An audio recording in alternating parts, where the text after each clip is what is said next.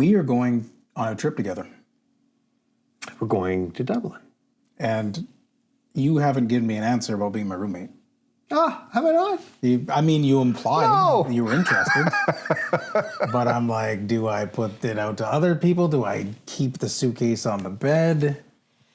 That'd be fantastic. Everybody heard it live on air. Let's cut to the show now so he can't change his mind. You much of a snorer? No. I lost 50 pounds. I don't snore anymore. 50. More than 50, yeah. Wow. It's impressive. You too can take a pill. Yeah. Man, every second person I talk to is on this stuff. Really? Oh, yeah. Huh. It is, boy, companies to invest in. The stuff you don't post. 3 a.m. honesty. Deep talk in a Denny's parking lot. The 3 a.m. version of the story. The 5% podcast. Hey, Tom, pass the pancakes. Testing. Sorry, both you guys go again. Hello. Suddenly, all my troubles seem so far away. That's definitely making the cut. Okay.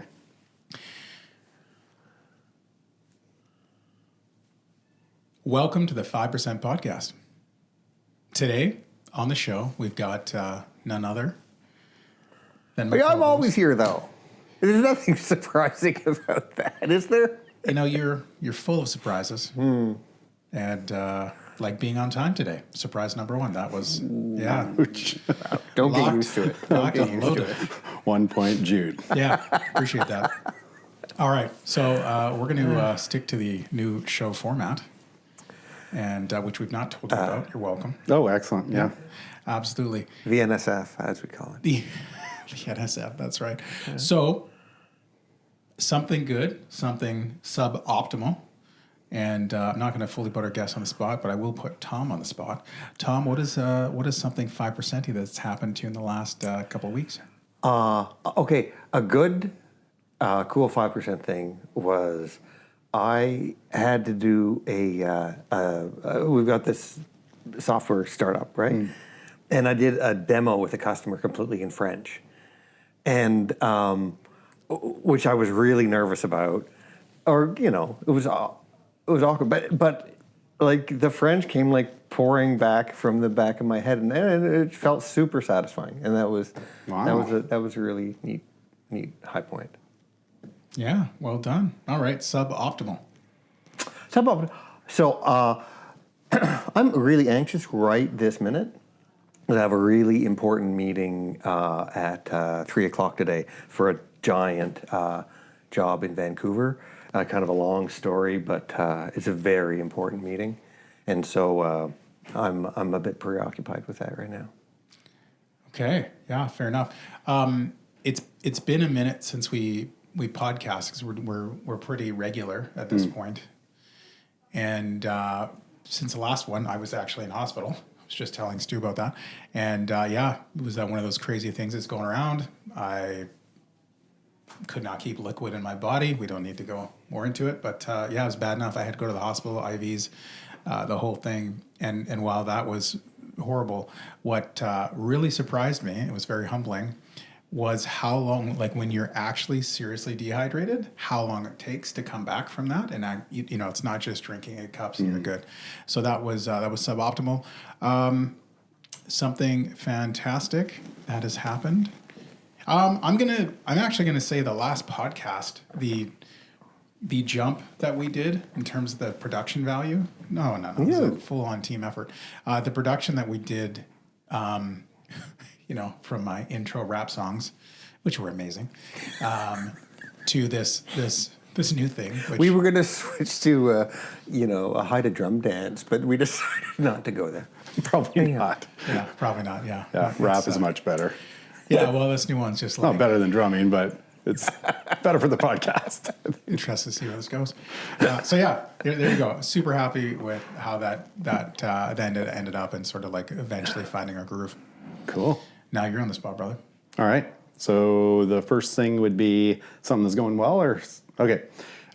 We just broke ground on a new apartment building, and it's going to be one of the coolest projects we built. Oh, right. So that golden shovel moment was last week, and it's a beautiful flat iron building, one of those ones that has the point to it, over by the Jubilee, and then it fans out. And I saw your sign on that. yeah. So that's going to be awesome. And that'll be the team's that's super amazing. excited. Yeah. Oh, congrats. That's great. Yeah. And then something that's, crappy is I just turned 50. That's crappy. No, that's not bad. Just turned 50. You just turned 50. Yeah, right. Okay. But I had this great idea to sign up for an ultra marathon because I used to do a lot of those.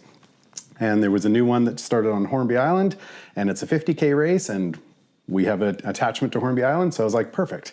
So I signed up, and then I've been training, not a lot, and my knees and my ankles are like, what are you doing, 50-year-old guy? And so I just had to cancel out of the race.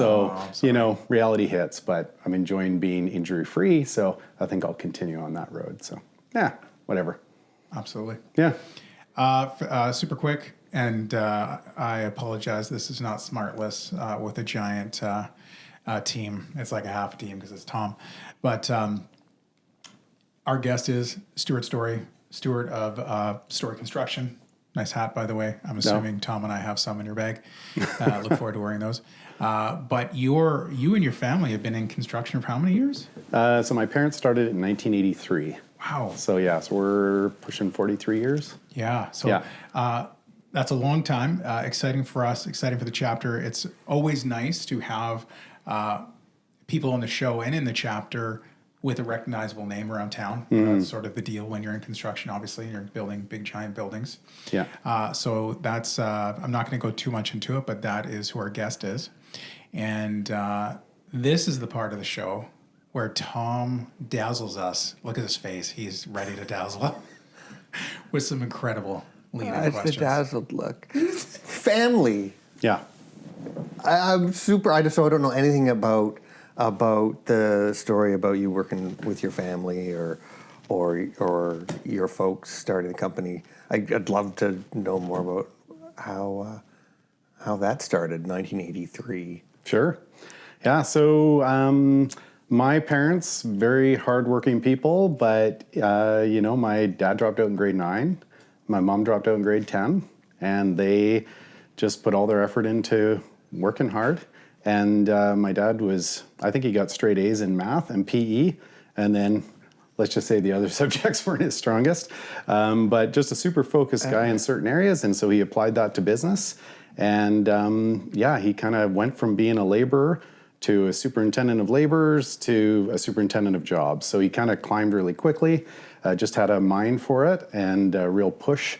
And so, they basically grew a company to, local kids that just started to climb the ranks and build some cool stuff. Right on. And do you have stories of being working with them as a teenager growing up and stuff? Yeah. I'd love to sit here and tell you I was 12 years old and I framed a building, but I was the kid that was sitting in the truck, and as my dad went out to do something on a Saturday on a job, I opened the glove compartment. There was an X-Acto knife, and I took it out and I cut myself. And so, that was my foray into construction.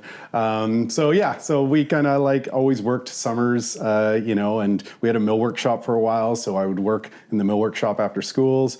But that was kind of our growing up. And then I ended up going to university and doing a business degree. Yeah.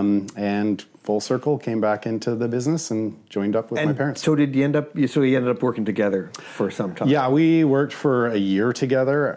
So I went off after university and worked for Deloitte Consulting for a couple of years and was doing that kind of corporate consulting thing. Yeah. And then my dad said he wanted to get out of retirement for the 4th time because he wasn't very good at that. And so we joined up and we just fought for a year. And I thought he knew nothing. He thought I knew nothing. I think we were both had some truth in that, and we both didn't really appreciate what each other brought to it. So after fighting for a year and then not wanting to do family dinners, I went out on my own and just started falling down and picking myself back up and really learning construction that way. So So I had my own company from 2004 to 2010. And then in 2010, he came back out of retirement again. And my company had grown big enough that we teamed up. And he said, I'm going to be in it for 5 years. And after that, you'll want me out of it. And that's kind of how it worked. We kind of were on a growth pattern, and they were kind of on a cruising pattern into maybe retirement. And so, yeah, it was a great experience. So you're obviously very different people. Totally different people, yeah. Yeah, but I think it's only after the fact that you've worked together that you really appreciate what each other brings to the table. So our differences were actually a strength. At the time, I saw it maybe as like a little bit of like a competing friction, but he taught me a lot. And What did you pick up from him? well, maybe to shut up and listen, and actually like take time to think about what's going on. Got that too. Yeah. My dad is actually going to come in here next and talk to Jude. I could use the help. I appreciate it. Thank you for the story. But no, he's pretty risk averse, and he was very kind of transparent with his clients. And it was, construction, we have these things in spec documents that say no collusion. And I still see them, and it's like, you're not allowed to collude. Like, what is this, the mafia? And there's a reason why the mafia were in construction, right? Like, I think that it's right for people to kind of share information in a way that is just not the spirit of, fair competition. And my dad always taught me, just stay the straight line, play by the rules, and it's a long, slow game, but, your reputation will follow you. And so, yeah, that was probably the biggest thing he taught me. Really? Yeah. Huh. That is a valuable thing. Yeah. Yeah. Yeah, a lot of people get into construction without having that compass behind them, I'm going to say. Yeah, and it can be very competitive. And so everybody's looking for a competitive edge, right? So there's kind of like the temptations at times to, and it's just, it's a small town we live in, and it's a long run. We've been in it for 43 years. My dad has a great reputation, and I think I have a great reputation. And a lot of our jobs come through our relationships in town, and they're referrals. And so it's all about every job. You're only as good as your last job, and you just try and leave the job having done your best and treated people right, and and then it just kind of paves itself. So yeah. Well, what I find soul crushing about the construction industry at times is that, for all of those values and principles and wanting to, basically, I feel like all tradespeople at the end of the day, they want to just do good work, right? Everyone feels good about doing good work, right? And so we want to be appreciated for values of essentially, I think, doing good work.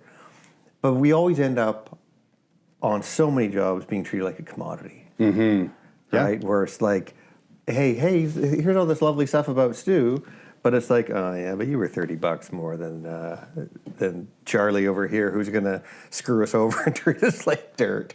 Yeah. How do you deal with that challenge?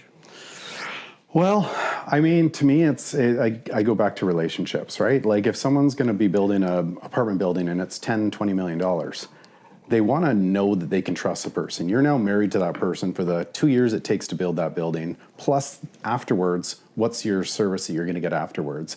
And so they're taking a chance on the contractor. And you can have contractors, especially probably now with AI, that look really slick and they've got all the, integrity and quality and on schedule and all this, but really it comes down to what is your reputation? And so for me, it's about having good relationships in town, and those relationships are with architects, engineers, commercial brokers, they're with subcontractors, and every last client is going to tell someone else that they know, whether they had a good experience or a bad experience. And we've all heard people talk about horrid experiences they had with contractors. Yeah. Well, if people can have a really good experience, because stuff's going to go wrong in construction. It's the nature of the business, right? We're dealing with materials, labor, there's things, site conditions, there's things that go wrong. Budgets will go up. You might be able to save some, but ultimately, I think that at the end of the day, if people know that you were on their side and you did the best job you could, and you care about them and you want to provide a good service, that's where the reputation is. And I'd way rather be referral based than chasing around competitive tenders every day. So I think we just focus on those relationships. Was there a point in those, earlier years where that lesson got driven home? Oh, there's been many. I mean, yeah, we've had many situations where we've had to compete and go in really low, and sometimes with different trade partners that you're just taking a chance because someone comes in low, and then at the end of the job, you look back and you're like, was that really worth it? Yes, it might have saved them money or it might have got us the job, but it's just that much more work to try and, bring it over the finish line and do it in a good way. So yeah, I think that every time we've done a job where, the best jobs are if a client trusts us and then we can pull a team together, then you're all on the same team going forward right from the beginning. But sometimes if someone comes in really low, then right off the get-go, they're tight and they're trying to make their money, and then it's a battle the whole way, and it's just much better to work together. Yeah. So, yeah. And those are truths that but you always that low dollar thing is always around in construction. It's tricky. It's the hardest part of our industry, I'd say. Yeah. Yeah. Yeah. And then low price doesn't always get you the best product, right? You might save lowest price and you might have crappy millwork, or you might have like a gong show of a trade that has isn't paying people, and then you're now paying their subcontractors to make sure that the job doesn't get leaned. So it's like there's so much risk that's involved, and part of our job is getting good value for the clients, but part of that is also lowering the risk and making sure the quality is there. So it's that kind of balance of the triangle of quality and cost and schedule, right? Yeah. And that old adage of okay, you got those three in a triangle, pick two of them. What are your most important? And nobody wants to pick two. They want all three. So the nature is try and work with people that you can trust. So the observation I made, yeah, and you probably agree with me, but early on in the project, yeah, right, only thing people care about is cost. Yeah. Right? All the conversations are about budgets, costs, right? Yeah. Project goes a little further on, and the only thing people care about is time. Yeah. It's when is it got anything going to be done? Yeah. Right? And it's schedule. And no one cares about money, right? Yeah, yeah. And then you get to the point, jobs, basically done, and the only thing anyone's talking about is quality. Right? It's ooh, that's fallen off the wall. What's that about? I know. And it's because you didn't give us any time and you wanted us to squeeze every dollar out of this, right? Yeah. But those three things, reminding people at the beginning, it's but there's these other two things.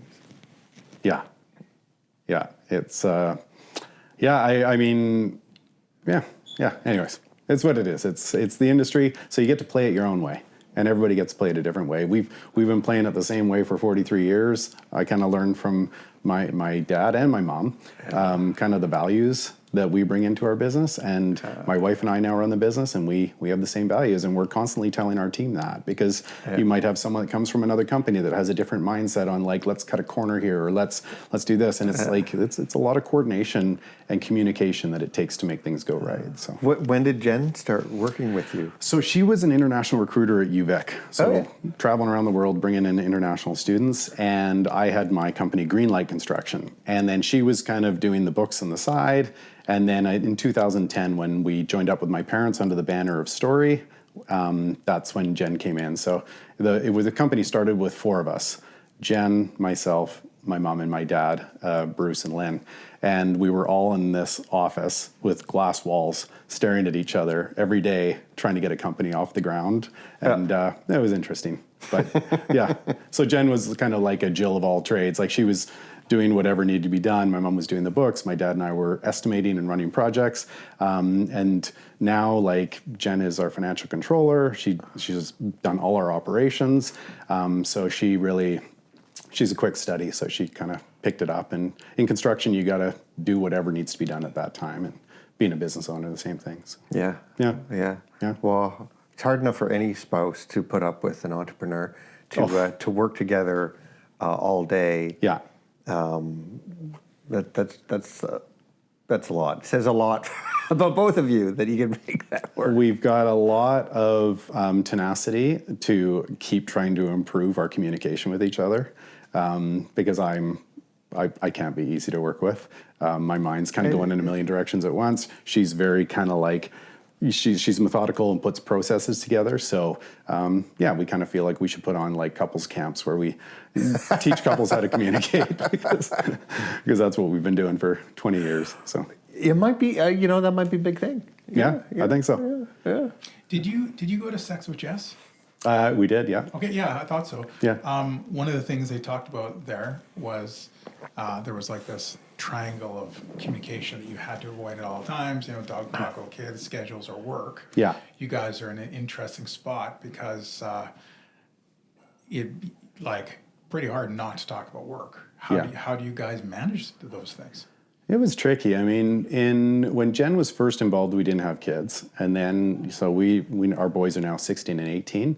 So she was probably doing the bulk of raising our kids. I taught them how to fish, but kind of important. Sorry, what was the question? I was just so excited to say that I taught my kids how to fish. No, it's really. I asked him about. I don't think it mattered. We got that. Yeah, you know what? Yeah. Mic drop. Yeah, let me talk for half an hour. I'm not a good fisherman, by the way. Anyways, Just Oh, more you taught them about to fish badly. how do you guys find time for each other when the natural is to let's talk about the project, let's talk about business. Oh, we could talk about fishing, but We can also because we could talk about boats. well, so we get up at 5 a.m. Yeah. And one of us goes down, me 95% of the time, and makes coffee. And then we have like an hour in bed just kind of chatting about life. Yeah. And try and maybe not talk about business right away. Yeah. And then we don't want to talk about it around the kids. So around the dinner table, we tried not to talk about it. And then at night, we're just tired, and that's the last thing you want to talk about. So you really have those hours kind of when you're at work. Yeah. And then we both have our own jobs at work. So I think that we've tried different things over time, but ultimately it's really being selective on how much you're sharing, because you can just talk about it nonstop. And really, how much does she need to know? How much do I need to know? So sometimes we book out meetings for ourselves in the middle of the day, and we go for lunch, and we'll talk about it there.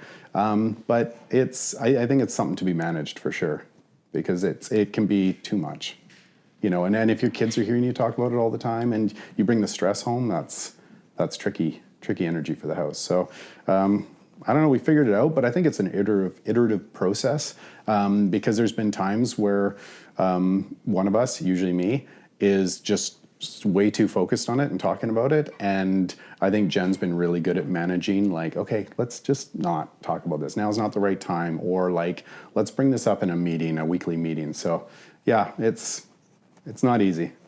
But, yeah. I know one of the shifts you guys understand made over the years, you do less direct GC work. You're more in the construction management space increasingly. Yeah. Tell me about that shift. Oh, construction management. Yeah. So we're primarily commercial. We're like 95% commercial. Still, some people are like, "Do you guys build houses? Is that what you guys do?" But we just made a choice at one point. Instead of doing everything, we're going to do everything less. Focusing on residential. We still do some residential, single family, and we do multifamily, but the fixed price is an interesting game, because it's you're having to add your buffers in for unknowns, and so right off the get-go, the client's conceivably paying more money for all the buffers that you're putting in for things go wrong. So construction management to me is like open book. We go through the budgets, we do 4, 5, 6 rounds of budgeting, value engineering, and you're developing that relationship as you go, instead of, I'm gonna give you a price and I'm gonna come in and do it, and now you're gonna wonder when the hammer's gonna drop and there's gonna be unknowns. So you're establishing that communication right off the get-go. And then as you go through the process, they can see our spreadsheets with all of our details, how many hours we have for every line item, and the materials we have, and our markup. And then as we go through every And month, stuff changes, it's administratively heavy, because as we go through every month, Jen meets with our project managers and will re-estimate the job every month. So on a 2-month condo project, Jen is like, how much do we have in there for backframing? How much do we have in there for excavation? And it's a lot of work for our team to rethink about that, but it shows that we're not just letting it get out of control, but we are actually, and we're rethinking it at any given point in the project. And we can sit down with the client and talk to them and say, this has gone up a little bit, this has gone down a little bit, and they're part of the process. And I feel like where the biggest complaints I've heard of are where the client feels like they don't understand what's happening on the job. They don't understand what's happening with the contractor, they're just getting bills. And so that kind of takes it out, that out of it for me. So it's much more collaborative, and that's what I like. And do you have trouble ever talking people into a construction management model rather than a hard bid? Sometimes. Owners? I mean, really, we can do anything. So we've done fixed price as well. My preference is to do that, but sometimes people want the security of that. And there is some risk involved in that. So you do have to have buffers in there. That's just the nature of it. But you know, that can work out fine too, because I think once you've been so comfortable communicating with people, you know, you can, you know, we're pretty transparent. So yeah. But I think the basis of our business is very much collaborative. So we kind of bring that into all our projects. Yeah. But some people just like to know that price. So, yeah. Well, you're famously relationship kind of guy. So what are the things that keep those relationships on track with all of those, you know, with all those parties that you're busy managing? Yeah, well, the relationships are, I think they kind of start with me often, being kind of the front end, the biz dev kind of side of it. And then our team takes the helm. So we have a project manager that runs a project, and a superintendent, and sometimes a foreman, and we got our guys on site. And we often talk about our clients in the company. So we will reference them. They're having budget meetings every month, and we come from a place of how is the client going to perceive this? So our team knows that we care what the client experience is. So I think that the relationships, it's a company-wide thing, right? Like if they come onto a site and there's a laborer there digging a ditch, that laborer knows that client is the reason that we're all here. So it's kind of like a company-forward philosophy of, you know, treat the clients with respect. They're the ones that are allowing us to do this, and we build a lot of cool projects, and people put trust in us to do that. And I think the people that have been with us a long time really appreciate the variety of what we get to do, and it's because people put the trust in us. Right? And so you were exposed to the entrepreneur organization. Yeah. You'd been in family business. Yeah. We, you know, similar but different groups, you know, and you like grabbed onto EO like both reins, and you were like really bought in right on, right? And came with so much like enthusiasm and conviction, right? Which I really appreciated, and everyone really noticed. And so I'm kind of wondering about your role and like how you, what's unique about you that like brings that out in people, you know? Okay, so I would say for that I just like people. I've always been like a real people person, and I can appreciate different styles of people. And certain people resonate with certain personalities. I think I can kind of find ways to connect with lots of different types of personalities. So for me, it's like, it's always like, you know, sometimes it's easy, and sometimes you got to work a little bit more to kind of break through people. But there's something satisfying about breaking through any kind of barrier or veneer that people put up for protection, and realize that we're all just here to like help each other out. And especially coming as a contractor where there are stereotypes of contractors that are like, watch out. Well-founded. Yeah, well-founded for sure. It's, there's a lot of bad players out there. And so maybe that's the challenge for me, is to always break through and try and earn people's trust. And so, and I also just like,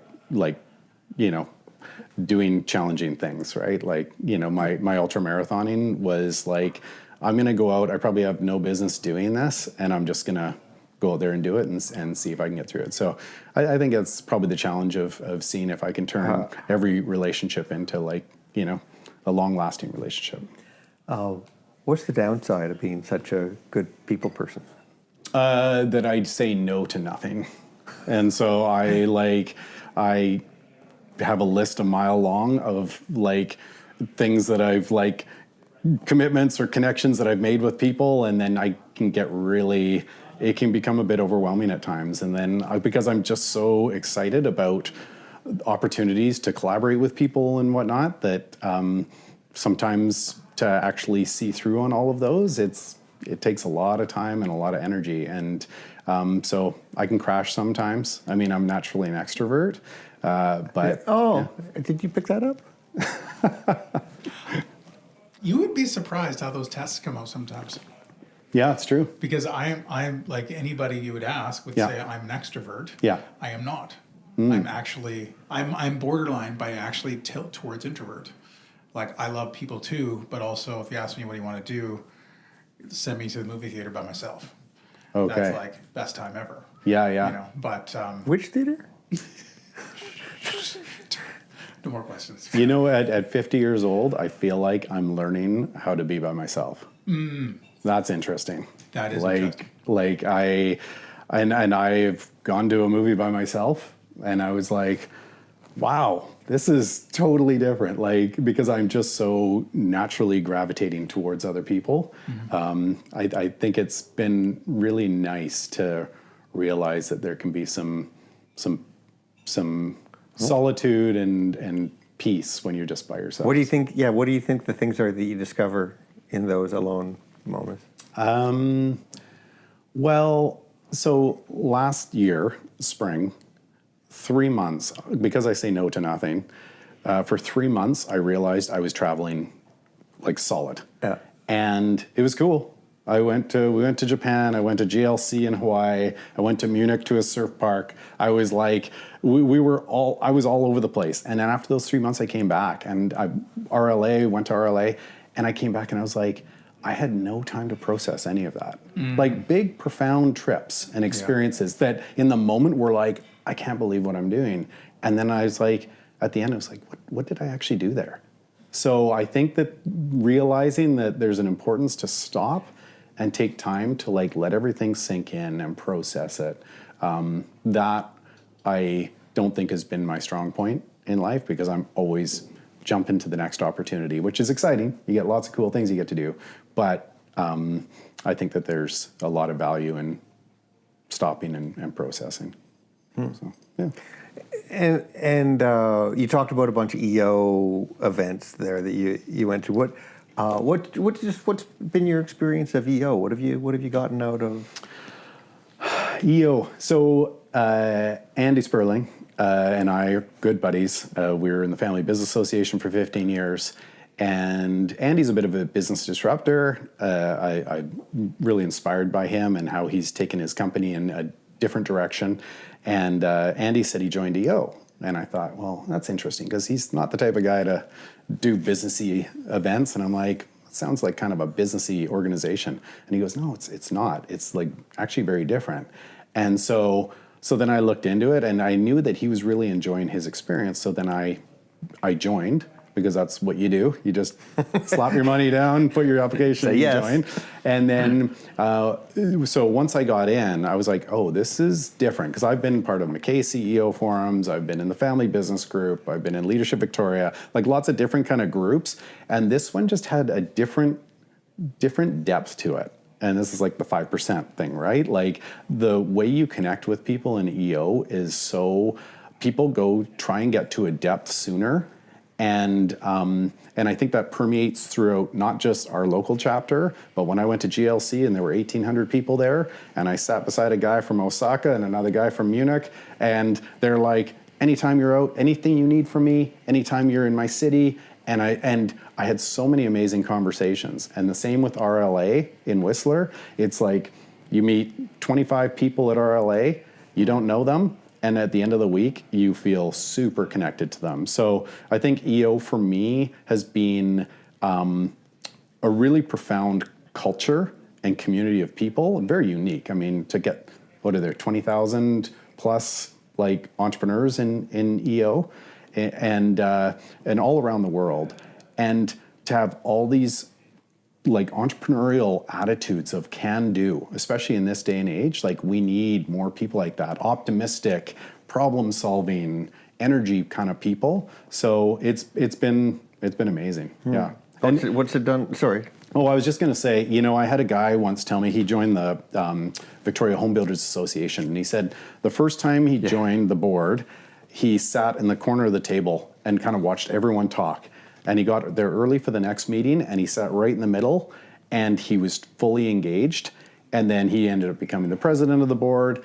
And so that's always stuck with me, that if you're going to join something, like fully join. Don't join and kind of be on the periphery and feel like, where's my value? Like, jump in with 2 feet, do everything it can offer. Our learning is incredible under Jason Cridge. Like that, he has done an amazing job. Great. The events are amazing. The board, I've gotten on the board, I'm moderator, I've gone to RLA, GLC, I've been in it for 2 years. And so it's like you join something like this, and it's not the cheapest organization to join. You might as well get your value, but you've got to put in the work, which is kind of an EO mantra. And when you do put in the work, it totally gives you back. So I'm going to GLC in Dublin, and I just signed up for a cold dip and a sauna on one of the mornings, and then contacted the guy who's the champion of it, and he's from Ireland, and he's like, awesome, that's great. And like, there's opportunities in EO. So that's my kind of, don't say no to anything. Like EO is very much join, experience, and grow. And what have you taken out? Like, what have you taken out for yourself? Out of being a member? Yeah. Yeah, I was thinking about this too, because there's a reason you joined. Sounds like Yeah. Andy was part of it. Yeah. But there's a reason you're staying. Yeah, well, it's an amazing community. Entrepreneurship can be lonely. Grinding it out for 20 years in your own business can be daunting. And there can be times where you need like a refresh of energy. And I'm not sure what you're talking about, but I understand that it was your experience. yeah, but being surrounded by so many people that are experiencing the same things, and we all go through good times, but we also go through challenging times. Sure. And I think it feels like a bit of a family, right? Like it feels like a community that you belong to because you're speaking the same language as other people. And if I belong to, I don't know, an organization, like a lot of people will go to work and they're the people that they work around, that is their community. And we do have that in our company, but there's an added layer of being an owner. And that's a role in itself. And it's pretty hard for employees to kind of like talk about ownership things. But when you're talking to other owners, it can be very cathartic. It can be insightful.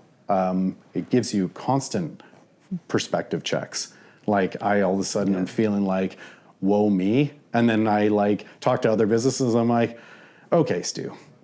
Like, take it easy here. Like you kind of start to appreciate, the opportunity that we have, and you get to, as an entrepreneur, you get to kind of make it up. Yeah, because so often you do feel like you're like a weird individual. Like, being the only owner in your company, you have a very different role than everybody else. But then to be just among a whole bunch of people that are the same as you is like, oh yeah, this isn't a weird thing. Yeah. This is a normal thing that lots and lots of people do. Yeah. And that perspective is it's been super valuable for me. I know. Well, and I think the real key to EO for me is that this idea of trying to create the complete entrepreneur, and like work is just one part of it.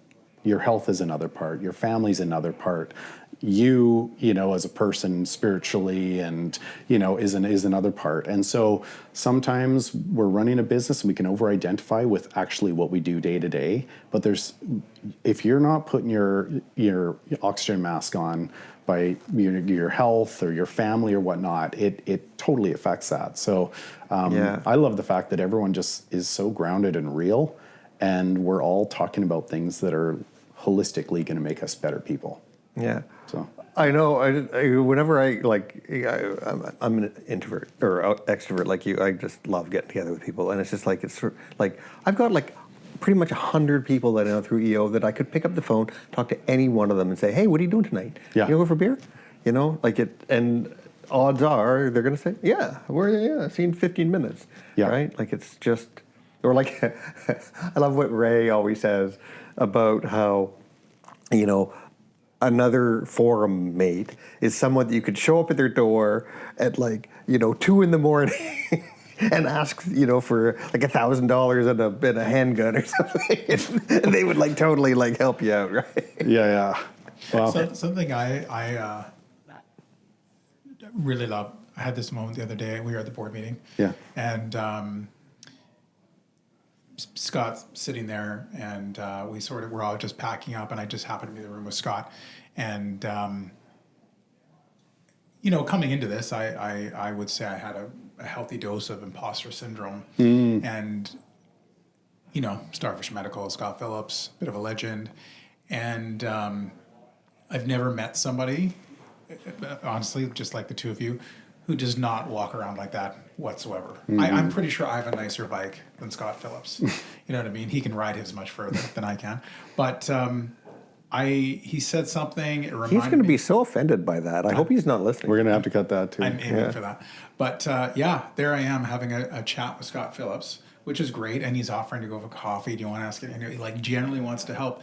And then the best part ever, here's, Scott Phillips, and we're on the, the WhatsApp the other day. Tom mistakenly shoots a 1-second video of his ceiling. And then Scott pounces right on him like, "Oh, that's amazing. Tell us more about your life." I pounce on, I shoot a video of my ceiling. Scott shoots a video of his ceiling. Just this ridiculous thing with these people, right? But you can only act like that if you're humble and you got humility, and no one is at least within our walls. And now my tech incompetence is exposed. Yeah. That's not a bad thing. I was actually trying to how the fuck did I even do that? I was trying to recreate it. It took me 10 minutes to figure out.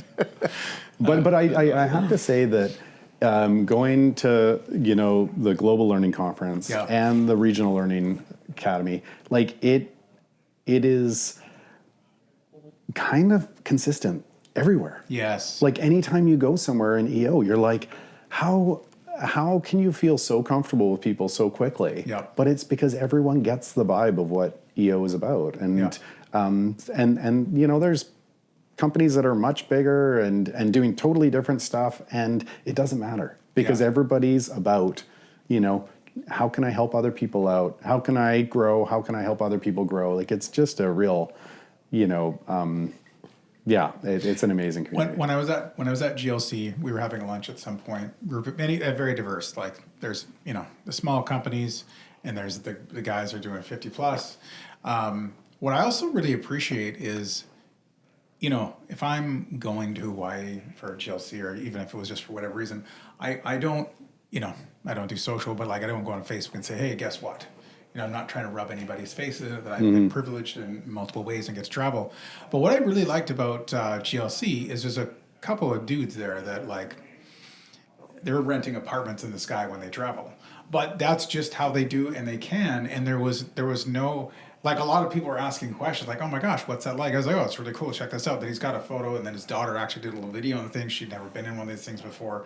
But the ability to openly share everything without judgment, regardless of how you drive to work or how you get to another country or whatever, is also very freeing. Yes. You know what I mean? It's I don't know. I don't even know how to explain it, but it's something I really like about the community.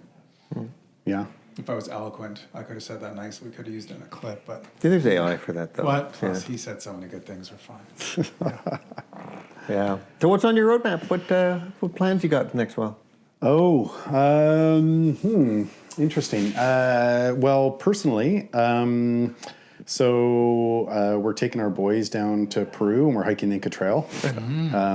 Trying to create as many holidays with them as we can so they keep hanging out with us. Are they both just finishing high school? One's in grade 11, one finished last year. Okay. So, yeah, so that's exciting.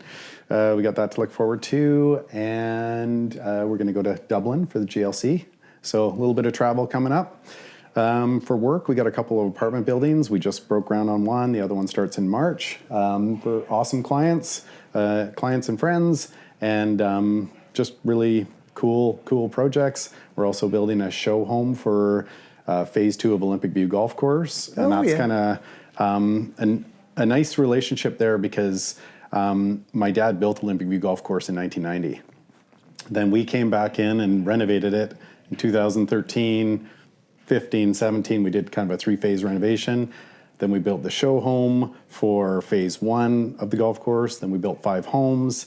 Now we're building phase 2 show home. So it's just this great relationship. They become friends, and that's like the best, right? When you're doing work with friends, and it's like they always say, don't do business with friends, but I totally disagree. I just think you have to approach it the right way. And so we got some great projects coming up with great people, and our team's stoked. And we've got like people that have been with us between 6 and 11 years, which I think is a major coup. And we've been in a building boom for like the last 14 years. And when people stay with you that long, they become really close to you. And so we're kind of growing together. And every time we pick up some cool projects, like everyone gets excited. And so, yeah. That's good things ahead in 2026. Mm-hmm. Yeah. What else is good in Victoria? What else is good in Victoria? Because I've heard lots of people worried about the business climate. Yeah. I think what's good in Victoria, I grew up here, born and raised. My parents the same. So I've seen Victoria when it was like what, newly wed, nearly dead, and everybody laughed at Victoria, like this old English kind of thing. Now I go out for dinner downtown and I know no one, and they're all younger, and there's an energy to the downtown. So I know there's a lot of focus on some of the stuff that's happening downtown with the homeless and the drug problems and whatnot. But I think that there's an energy to this city. We're in the growing pains of growing, right? There's been cranes up around the city, but you got a lot more urban dwellers. I really think we need to bring government back down. Some people might disagree with that, but that actually brings energy into the city. And I keep saying UVic. We should have some UVic building downtown, to bring more young people. Totally. So I think we're just kind of in the building phase, but look at this city. I mean, this is such a beautiful city. It's, I think, where a lot of people want to be. And it's just going to be more of that way going forward. So there's growing pains. Some people are nostalgic for the way it was. And there's part of me that is a little bit too. But I have to be optimistic, right? We've got kids. And our kids are coming up. And it's there's got to be a bright future for them. So, there's so much disruption happening right now. Year of the Fire Horse. So this is, what I heard the other day was, Year of the Fire Horse, this is going to be a crazy disruption year. There's going to be so much changes here, but next year in the Chinese zodiac is, I don't know what animal, but it's when things stabilize. So I think all this change we're going through right now seems not sustainable, how we can process it, but I actually think that it's maybe necessary on certain fronts to pave way for a future that is going to be brighter for our kids. So, wow. Yeah. Well, I totally appreciate your energy and optimism, and what you brought here today, but also what you've brought to the entrepreneur organization. So awesome. So yeah. Cool. Thanks a lot, man. Yeah, well, it's been great getting to know you guys too. Yeah, and you guys are total champions of our chapter, and you guys look at the fact that you're doing this, and you're trying to push things forward too. So thank you both. Cheers. He's got a great radio voice. Oh yeah, It's all the processing. yeah. Lots of food. Okay, well, thank you very much, Stu. Thanks for coming Awesome. by. Thank you, Yeah. Tom. And we'll catch you on the flip side.